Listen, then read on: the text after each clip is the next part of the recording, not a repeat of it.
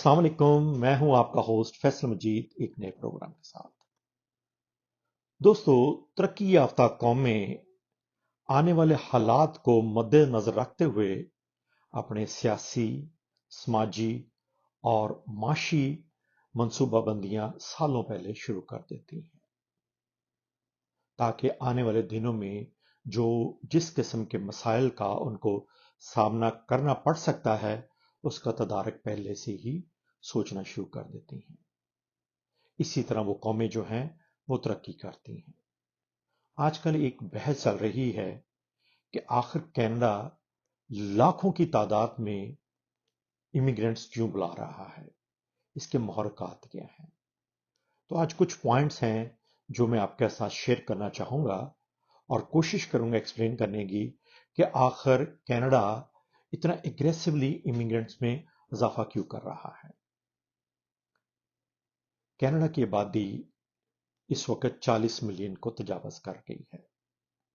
जुलाई 2023 तक कनाडा की आबादी में तकरीबन 11,58,705 लोगों का इजाफा हुआ है। इन 11,58,705 लोगों में से 98% तादाद जो है वो इमिग्रेंट्स की है। आखिर इतनी तादाद में लोगों को कनाडा क्यों इमिग्रेशन दे रहा है, इसकी दो वजूहात हैं जो मेरे समझता हूं जिसकी वजह से वो कनाडा इतनी एग्रेसिवली अपने इमिग्रेंट जो है वो बुला रहा है। पहला जो पॉइंट है वो है कनाडा का फर्टिलिटी रेट। 1980 से लेकर अब तक तकरीबन कनाडा का जो फर्टिलिटी रेट है वो 1.6 चिल्ड्रन पर वुमन है। 2021 में ये जो रेट था 1.44 चिल्ड्रन पर वुमन था, जो कि कम होकर 1.33 चिल्ड्रन पर वुमन हो गया है और ये अपनी तारीख की लोएस्ट लेवल पर है। जबकि ग्लोबली ये इनका एक थ्रेशहोल्ड ये है कि आबादी की ग्रोथ को मेंटेन करने के लिए फर्टिलिटी रेट जो है वो 2.3 चिल्ड्रन पर वुमन होना चाहिए। कनाडा का इस 2.3 फर्टिलिटी रेट से बहुत लो है, जो कि इस वक्त 1.33 चिल्ड्रन पर वुमन है। Number one. Number two point जो मैं समझता हूं वो है कनाडा की लोगों की बढ़ती हुई उम्रें। इस वक्त कनाडा की आबादी जो है बहुत तेजी से उन लोगों में इजाफा हो रहा है जो 65 साल या 65 साल से जायद हैं। इस वक्त कनाडा में तकरीबन 13,500 लोग ऐसे हैं, सीनियर्स हैं, जिनकी उम्र जो है 100 साल या 100 साल से जायद है। 2018 में 100 साल से ज्यादा उम्र के लोगों की तादाद तकरीबन 9,457 थी। इस तरह इस तादाद में 2018 से लेकर 2022 तक 43% इजाफा हुआ है उन लोगों की तादाद में जो कि 100 साल या 100 साल से ज्यादा है। इस वक्त कनाडा में तकरीबन 13,500 लोग ऐसे हैं। और इसके अलावा कनाडा की आबादी जिनकी उम्र 65 ईयर्स या उससे ज्यादा है उनकी तादाद 7.6 मिलियन है। यानी 40 मिलियन में से 7.6 मिलियन ऐसे सीनियर्स हैं जिनकी तादाद जो है 65 ईयर या उससे जायद है। और ये टोटल पॉपुलेशन का 19.3% बनता है। 15 साल से कम उम्र बच्चों की जो तादाद है इस वक्त कनाडा में वो टोटल पॉपुलेशन का 15.5% है।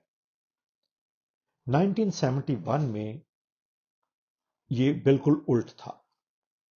30% लोगों की ऐसी तादाद थी उन बच्चों की जो कि 15 साल से कम थे, जबकि 65 साल या 65 साल से ज्यादा लोगों की जो परसेंटेज थी वो तकरीबन 8% थी। अगर जिस तेजी से यहां पे 65 साल या उससे ज्यादा उम्र के लोगों में इजाफा हो रहा है, एक रिपोर्ट के मुताबिक इस तरह बढ़ती रही तो कनाडा की आबादी जो है 2043 میں ان کی جو تعداد ہے 11 ملین کو تجاوز کر جائے گی. یعنی اگر آج کی ڈیٹ میں 7.6 ملین لوگ ایسے ہیں جن کی عمر جو ہے 65 ایئر یا اس سے زائد ہے، تو 2043 یعنی 20 سال بعد ان کی تعداد جو ہے 11 ملین کو ٹچ کر جائے گی. اس وقت سب سے زیادہ جو سینئرز کی تعداد ہے وہ نیو برنزوک میں ہے، جہاں پر یہ ہے نیو فاؤنڈ لینڈ لیبراڈور میں ہے سب سے زیادہ سینئرز کی تعداد، جو کہ 24.6% ہے. دوسرے نمبر پر ہے نیو برنزوک، جہاں پر سینئرز کی تعداد، سینئرز کا مطلب جن کی عمر جو ہے 65 ایئر یا اس سے زیادہ ہے، نیو برنزوک میں یہ 23.6 ہے.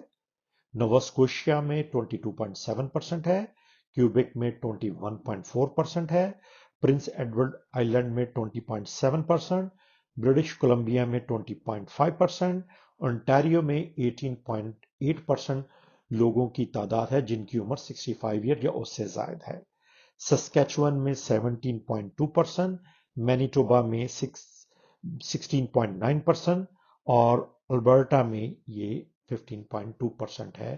ان لوگوں کی تعداد ہے جن کی عمر جو ہے 65 یا اس سے زائد ہے.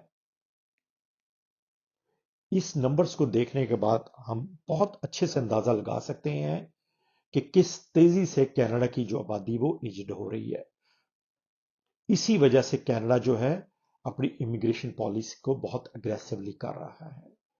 ان نمبرز کو مد نظر رکھتے ہوئے ہی کینیڈا نے اگلے 3 سالوں کے لیے 2024، 2025، 2026 تک تقریباً 14,85,000 لوگوں کو امیگرینٹ کرنے کا فیصلہ کیا ہے. جیسا کہ میں نے پہلے کہا تھا کہ قومیں ہمیشہ ہی سالوں پہلے اپنی معاشی، سماجی اور سیاسی پالیسیاں بنانا شروع کر دیتی ہیں آنے والے حالات کو، تاکہ وہ فیس کر سکیں.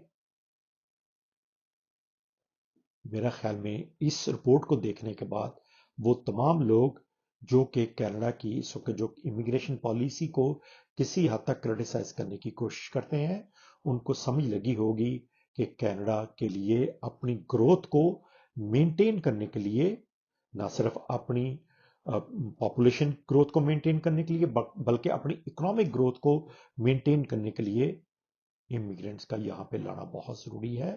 چونکہ کینیڈا کا جو فرٹیلٹی ریٹ ہے وہ اس کی تاریخ کی اس وقت لوئسٹ ترین لیول پر ہے. تو اس رپورٹ کے بعد میں سمجھتا ہوں ان لوگوں کو سمجھنے کے لیے آسانی ہوئی ہوگی کہ جو اس وقت کینیڈا کی امیگریشن پالیسی کو کہیں نہ کہیں کرٹیسائز کر رہے ہیں. امید ہے آج کا آپ کو پروگرام پسند آیا ہوگا. پروگرام کے حوالے سے کوئی فیڈ بیک ہو تو ضرور دیجیے گا. انشاءاللہ آپ سے اگلے پروگرام میں ملاقات ہوگی. اپنے دوستوں کا خیال رکھیے. اللہ حافظ.